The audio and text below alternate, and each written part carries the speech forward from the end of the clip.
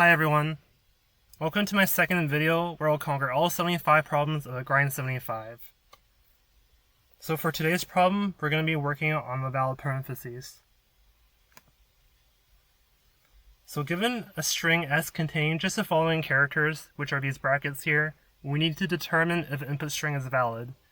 An input string is valid if the opening brackets are closed by the same type of brackets and are also closed in the correct order, and also that every closed bracket has a corresponding opening bracket of the same type. So looking down below, we can see that the first two are clearly true here in these examples, and then the third one is false based on this criteria.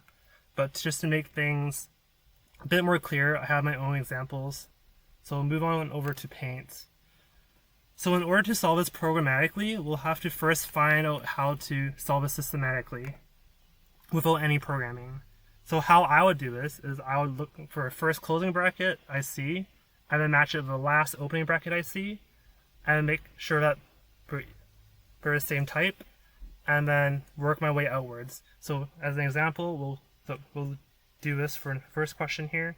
So the first closing bracket we see here, going from left to right, is the squiggly right here. And the last opening bracket I see is the squiggly one as well. So we can cross that off. And then moving on to the next one, which is this one and this one, we can see that they match again, so we cross that off. And then going out again as well, we can see that these don't match because this is an opening square bracket, and this is a closed parentheses. So we know that this one is not valid. We also know that because we have to look through each value, each character here, one by one, but we're going to end up with an O of n solution, so I just want to point that out right now before we continue. Alright, moving on, we can do the same approach for a second problem. So the first closing bracket I see is this closing parentheses, and then the last opening bracket I see is this opening parentheses, so we can cross that off.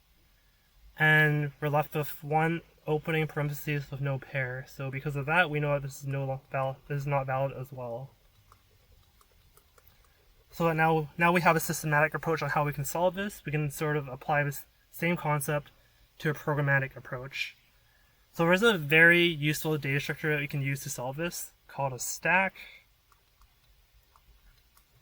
So a stack is first in, last out.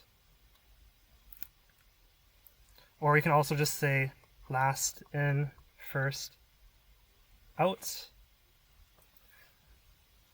And I'll show you guys how we can use this stack to solve this problem.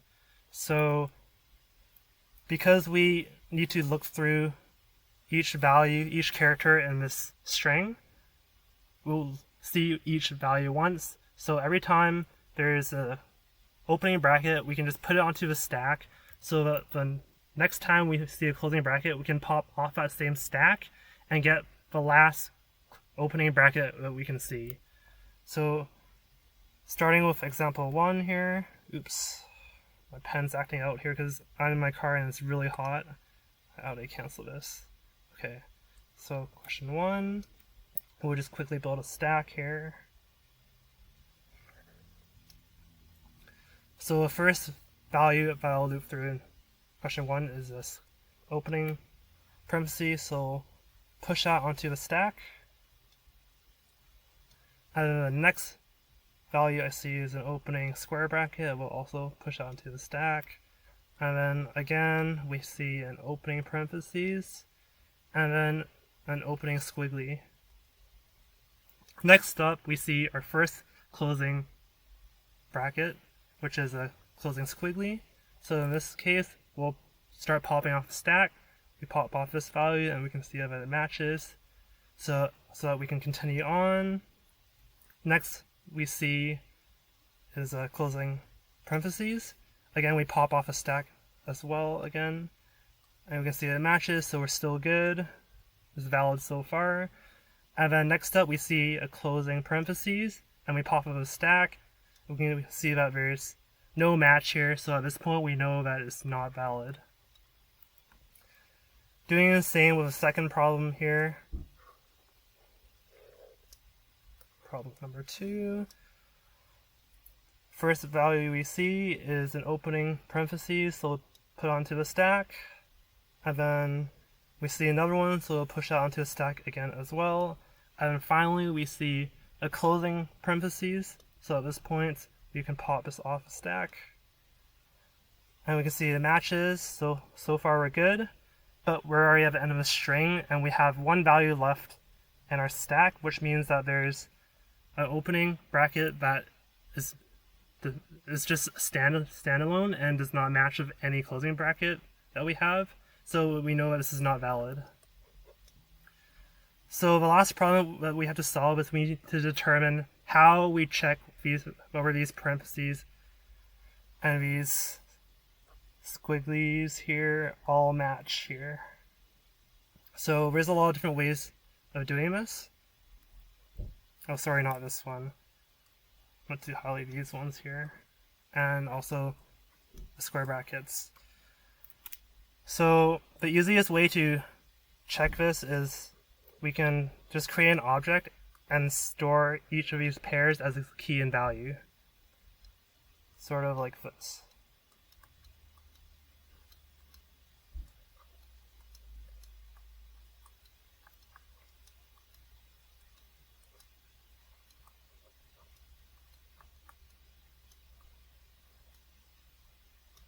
And with that, we're able to start programming our solution.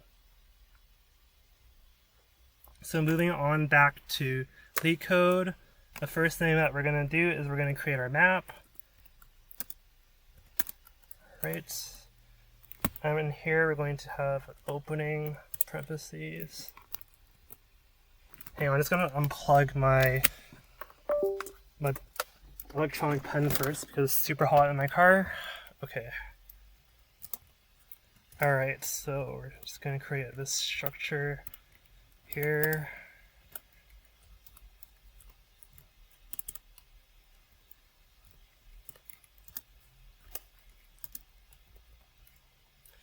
Perfect. And we'll also need a stack, and it's initially empty. So because this is an O of n approach, we're going to need a for loop to loop through each of the values in our string. So I'm going to set that up right here.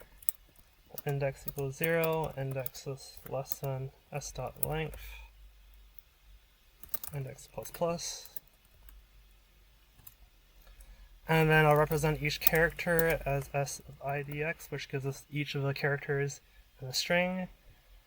So first thing I need to check is if we hit an open bracket. So if map of car, which represents these opening brackets, so if it is one of these opening brackets, then we just push it onto we push the character onto a stack here.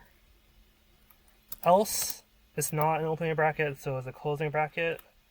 We're just going to say first if the length of the stack